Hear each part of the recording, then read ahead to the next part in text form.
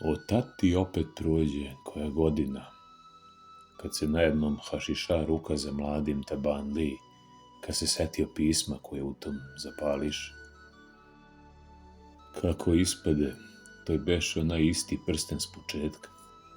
Još ispade i da gi Sauron traži, te mu hašiša reče da utekne. Ali u taj čas tabanli ulete kroz penče njegov drug da se druže. Hašišar ga omas obali, te im kaza da njih dva begaju sa sprstenak, a onda naduvan opet nesta. Pogodi se da starina ode da nabavi gudera od svog dilera, ali diler kaza da gi zvali Sauron D.O.O.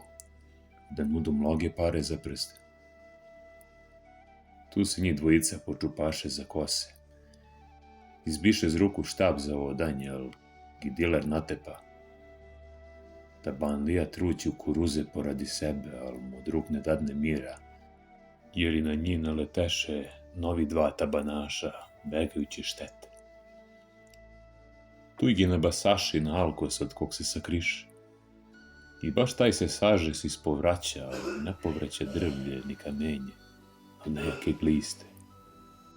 Tad ona mali mudrijaš upali da je to taj Sauron D.O.O. što je došao po prsten. Pa brž bolje utekaši sa ščamac, jer bo alkosi na vodu neki dišu.